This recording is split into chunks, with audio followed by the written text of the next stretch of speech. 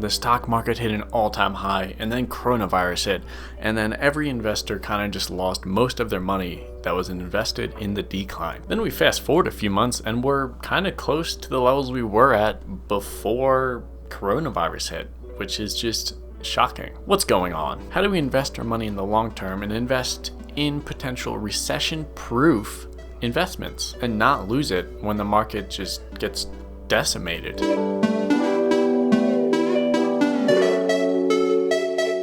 What's up, you guys? I'm Jacob Fisher, and today let's talk a little bit about how to invest your money during a market decline or a recession. A thrilling topic, I know. Obviously, we want the recession to be short, we want things to be back to normal, we want our investments to be back at all-time highs.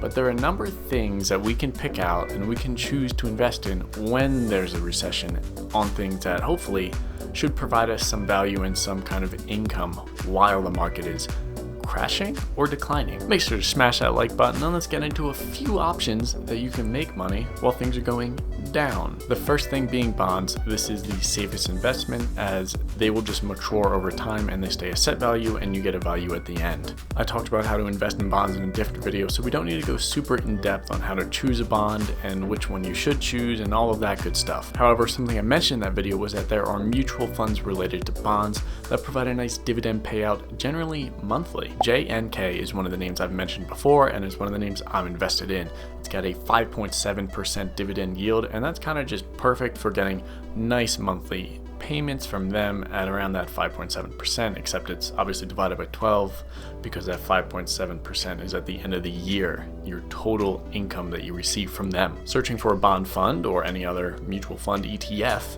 is the way to go if you don't want to spend your time looking for a bond and just choosing one to get. After a quick search on E-Trade, I found these bond ETFs which all seem to be decent. Most of them have an above average return for the dividends of around 5%. That is again what I look for in an ETF. All of these have monthly dividends and all of them have a monthly expense ratio of under 0.5%. Another thing you can look for, more ETFs, I know, are dividend ETFs. It is, you guessed it, dividends, but a collection of them in an ETF. Using E-Trade again, here are a number of dividend ETFs with a yield from 4 to 9% per year. There's a couple things you should look at before choosing which fund to purchase into. I think it's extremely helpful to check the 5-year or 10-year chart to see if you can see a positive growth or a stagnant, kind of just sitting steady growth, because sometimes with high yield dividends, that just happens. If you know it's been increasing for the past 10 or 15 years,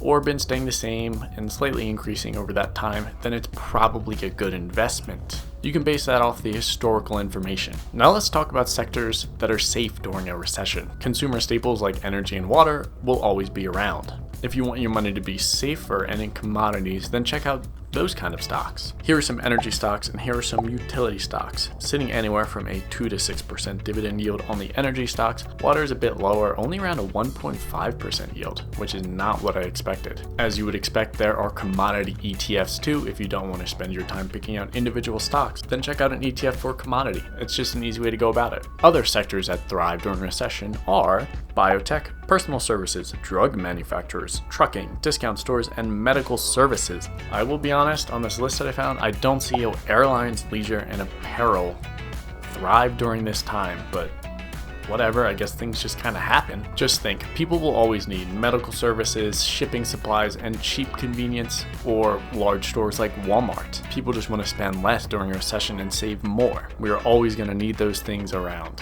If you want to invest in sector-specific stocks, that's a good plan too. Just make sure you diversify and spread out your total investments. Don't all be invested in one single sector. You can't be too focused on energy, because what if there's a power outage and no employees can get out in time because maybe they all have corona or something crazy like that.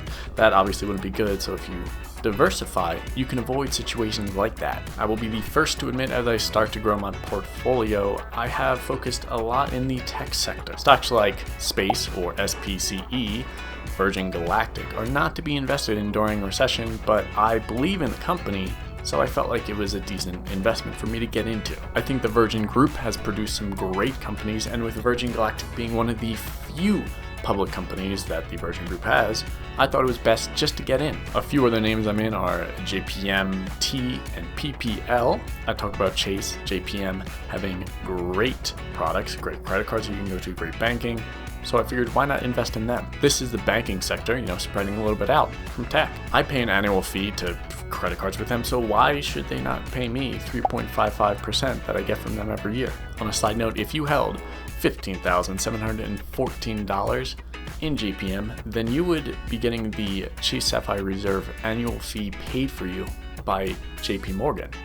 Kind of interesting. T, which is for AT&T, has a nice dividend of 6.53%, and it's in the telecom sector. There's some more good diversification. Then the last stock I'll mention, which is PPL, has a dividend of 6.21%, and it's a utility company. Those are just some of the major stocks I have, and they're things I'm gonna hold on to for a really long time. I don't ever see myself selling them anytime soon. If the market starts to decline and we get more waves of recession and more bouts of just overall decrease, I'll be looking at those bond ETFs to see if I can preserve some of my capital and still make money in the markets. Don't forget to combine these investments with something that has zero risk, like a high yield savings account. There are plenty of offers around there that offer you around 1.5% on your money every year. These kinds of accounts are perfect for your emergency fund because if you think about it, unless something absolutely catastrophic happens, that money will just be growing at 1.5% or whatever the interest rate is per year. I also like to think of bond ETFs as a higher yield savings account with more risk, obviously. If you can spare some of your income to toss into these high yield bond ETFs, then why not try to squeeze out a few percent in the market? You just have to be wary that most of them will also move with the market. If the market goes down 10%, so will your overall investment, but you should be getting 5 to 6% in dividends.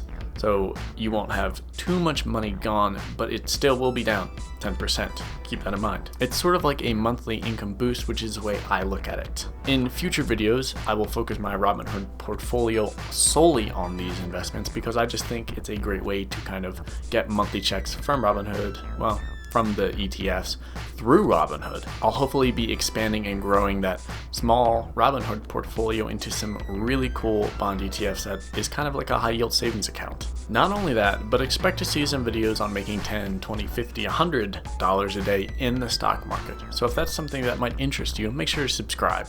There are tiny little plays you can do in the market that you can get a little income boost that don't take too much time to set up and trade every single day. Not something to replace your full-time income, but just kind of like a little supplement that you can kind of tally up at the end of the month or week and be like, wow, I have this much more income now. If you guys have a favorite ETF, let me know in the comments down below and tell me why it's your favorite, what kind of sectors it's in, what's the dividend yield, what's the expense ratio, all things like that. Thank you so much for watching, and until next time.